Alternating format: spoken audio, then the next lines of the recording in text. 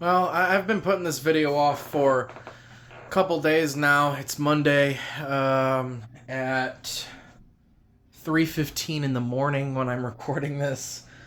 Um, on Saturday, Michigan played Illinois. Game was on the road. We lost again. 21-7 was the final score. This is the first time Michigan has scored single-digit points since 2014 against Notre Dame. So, I don't even know what you want me to come on here and say. Um, Michigan sucks. It's just, I don't know what to say. They're terrible. I understand that this team is young.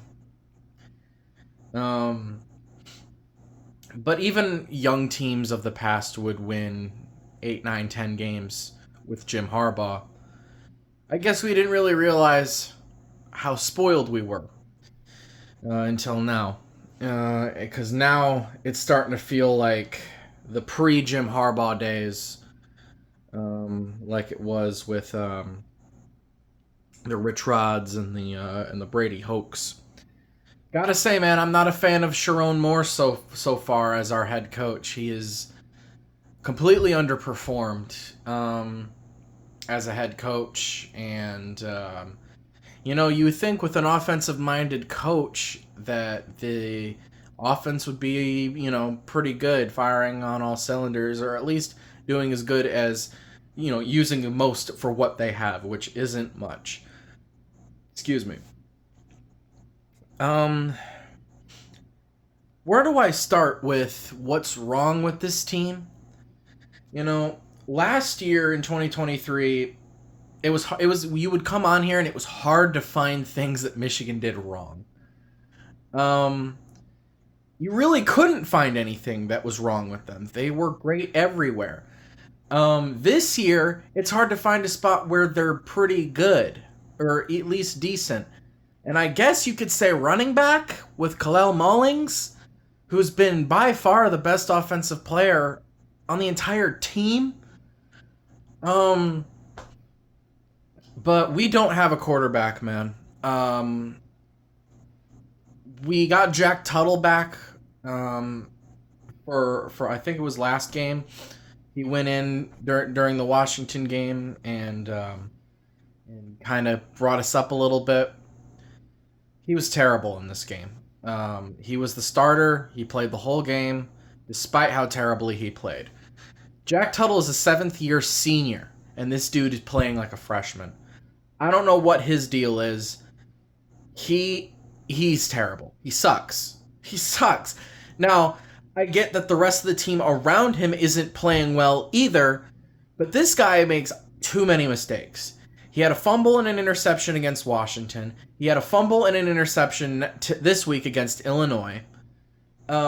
Sacked 500 times, it felt like. That's on the offensive line as well. But part of it is also on Jack Tuttle because this guy has a problem with letting go of the ball. He doesn't want to throw it away. He doesn't want to attempt a pass. He doesn't want to take off with it. He gets a little bit of pressure on him and he crumples up like a piece of paper. He gets sacked. He doesn't throw it. He's hesitating when he shouldn't be hesitating. He had a fumble in this game, he had an interception in this game, and then Donovan Edwards, on top of that, also had a fumble in this game. Talk about underperforming, you talk about Donovan Edwards. I'm sorry. It's about time to take the rose tinted glasses off when it comes to Donovan Edwards. He's not that good. He is not as good as we all thought he was. He is completely underperformed for the last 2 years. Outside of that Ohio State game in 2022, the national championship game, what game can you look at where he blew you away? You had a guy like Blake Corum who did that on a weekly basis, blowing you away with how good he is. Kalel Mullings has been more impressive this year. More games than not, he's performing well. Donovan Edwards, he's a ghost. Where is he? He's nowhere to be found. This offensive line falls apart faster than when you kick over Legos. A Lego tower, a Jenga tower. It falls apart within seconds. And our stupid quarterback has no response, no answer, doesn't do anything with it. The offensive line sucks. The quarterback room sucks. Outside of Kalel Mullings, running backs have underperformed. Wide receivers are non-existent. Tight ends keep getting injured. The defense can't block a pass to save their lives. This is the worst secondary I've ever seen. Pass interference, holding calls, face masks, penalty after penalty after mistake. Things that they've had weeks now to clean up and haven't done. I don't know what's going on. There's clearly the strength and conditioning is not what it used to be. The discipline is not what it used to be. The talent clearly is not what it used to be.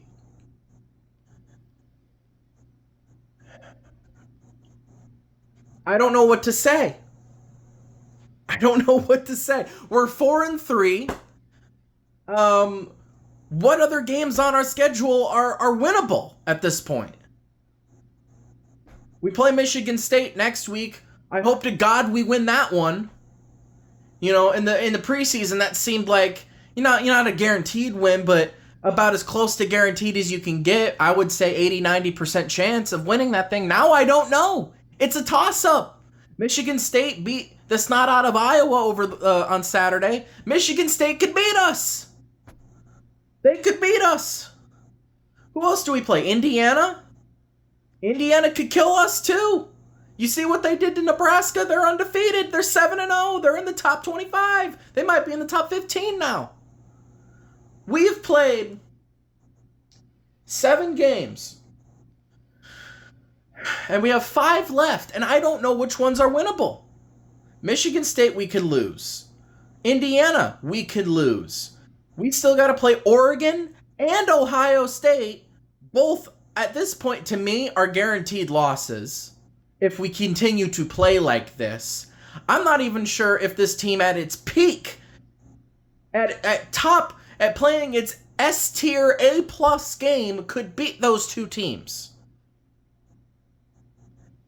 Northwestern? How guaranteed is Northwestern?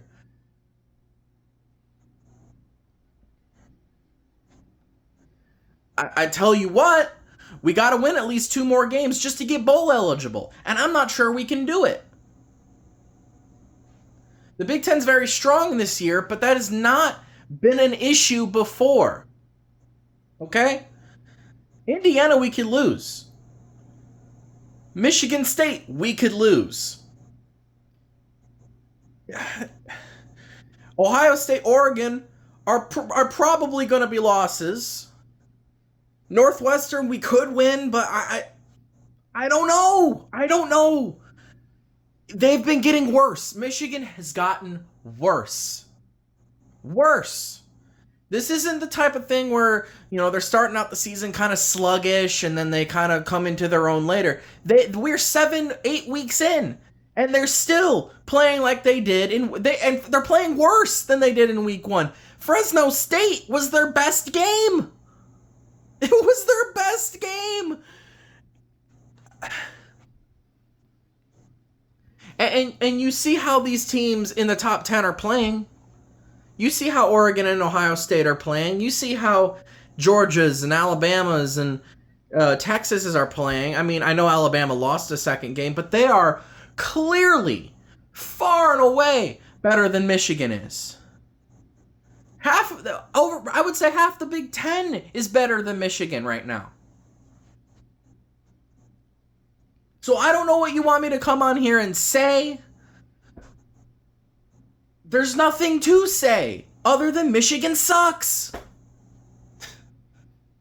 And you know what? I haven't been yelling about it. You know, usually I'm very vocal during games. I'm shouting whenever they make a tiny mistake. I've just been kind of letting everything roll off my back. You know, the last couple of weeks, the Washington game, I was real calm with the game. The Illinois game, I was real calm. Of course, I got a little bit irritated when they couldn't move the ball consistently, or anytime I had a chance to do something, they would have to punt. It's just. But now that I'm thinking about it and I can say it on video, it irritates me. It really does. It irritates me. Michigan's in a weird, just garbage spot right now. And, I'm not going to be one of those people that comes out and say, fire Sharon Moore, get rid of him. He's already off to a terrible, terrible start. I think, what was Harbaugh's worst year other than the COVID year? 8-5? I think we went 8-5 one year. And that was with the fifth game, that fifth loss being the bowl game, so we finished 8-4. I don't think we have finished worse than 8-4 in any season with Jim Harbaugh. We also never had a game with Jim Harbaugh where we scored only single-digit points. Never happened. But I'm not gonna say fire Sharon Moore. But I am gonna say this. We're probably going to lose a few more games. We're probably going to lose those games pretty badly. And we're not sniffing no playoffs, clearly. I knew that after the Texas game. We weren't going to sniff no playoffs. But I don't know what to say. Michigan sucks.